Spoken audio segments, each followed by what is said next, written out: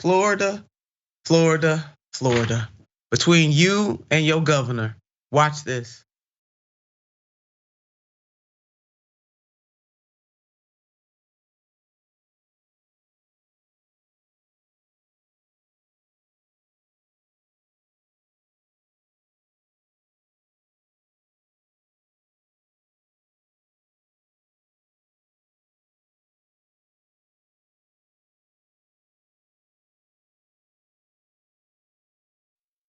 Now, what you just watched was surveillance footage of two officers handcuffing a homeless individual by the name of Jose Gutierrez.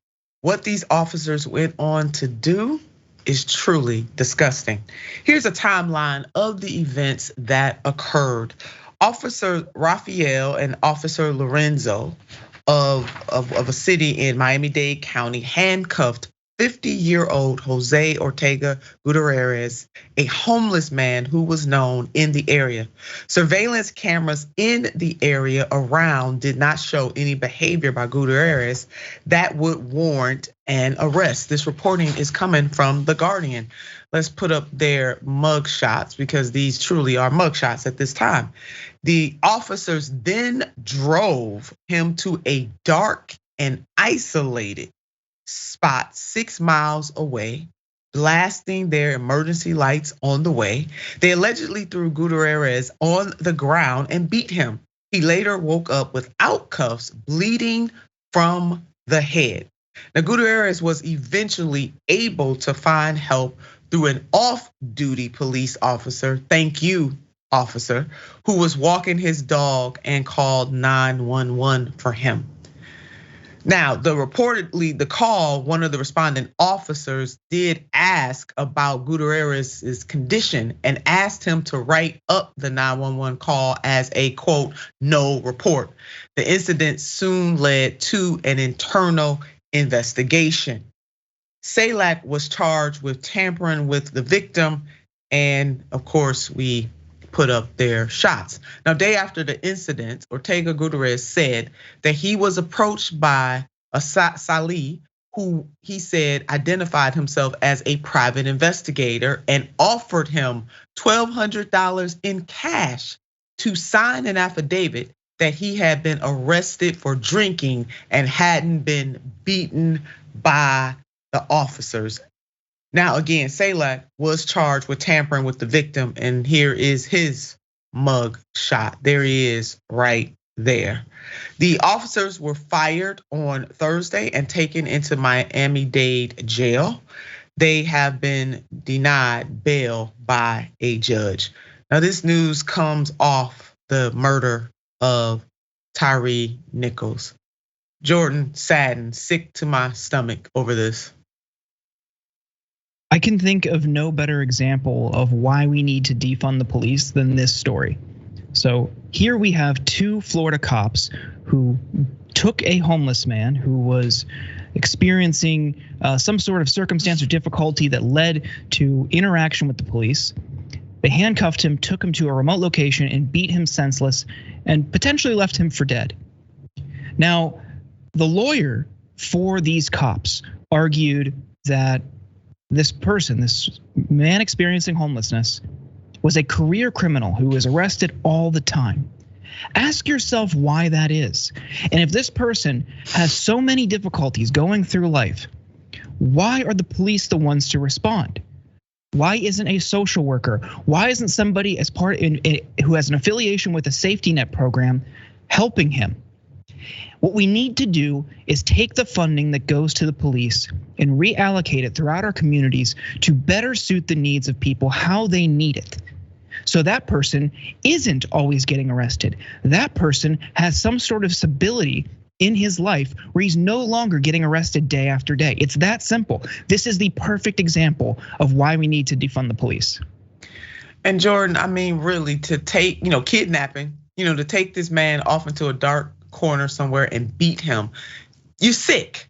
At a certain point when we look at these cases, whether it's this case right here or what happened to Nichols, you have got to say that whatever profession these individuals were in, it happens to be policing, which puts a larger onus on them to do the right thing because they have the power literally of life and death in their hands, in terms of physical life and death, and also locking somebody up.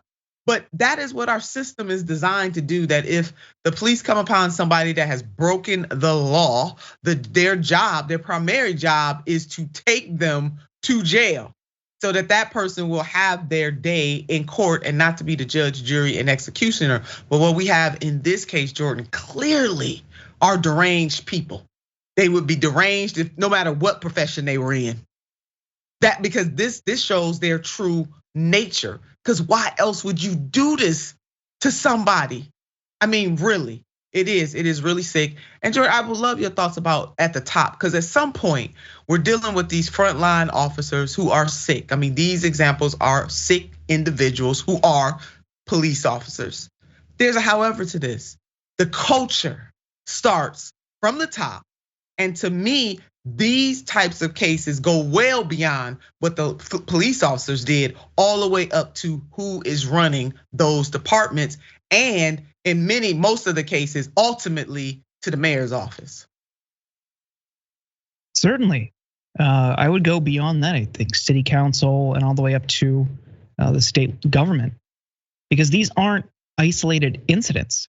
And when you have things like this where people are so comfortable in uniform to handcuff someone, take them to a remote location, beat them senseless, that's not something they do on a whim. That shows a level of comfort and a perceived protection by the county government or the state government that they're going to get away with it. So, like you're saying, this is a systemic problem. These aren't just a few bad apples. And I'm so tired of that excuse, because apparently the whole barrel is spoiled, because we're seeing it all over the country in all these different departments. And more often than not, they just bounce around and find a new department. They don't lose their job and they're not exiled from policing altogether. They just go somewhere else and do the same thing. I mean, that guy in Cleveland, Michael Brelo, who killed someone, he had bounced around in multiple different departments. How is that possible? Like if you were famous for embezzling money from a Fortune 500 company, no other company would touch you. But in policing, you can kill somebody and just go to a neighboring department. It is ridiculous, and it shows this culture in police unions and police departments where they protect their own because they ultimately operate as a gang. Yeah, I mean, that is true. And definitely when watching the Nichols, what happened to Tyree, I mean, definitely those officers were comporting themselves just like that. And this is chilling. It is absolutely chilling all the way at the top. All levels of government need to respond to this. And it is a culture and it is accepted. And unfortunately, too many police unions, it is rare when police unions side the other way, even in the face of the evidence. Because I do understand, let's follow the evidence. Well, let's follow the evidence. And Jordan, even when we're following the evidence, don't believe your lying eyes. Don't believe your lying ears. These police unions still insist that their members are doing the right thing. That in and of itself is a major part of the problem, because if good law enforcement officers would police their own, then a lot of this stuff would go away, because it is all about the culture. It's the culture within some of these police unions and many of these police unions, and it's also the culture within the department and the culture all the way at the top. So this should not stop at those law enforcement officers. This should go all the way to the tippy top.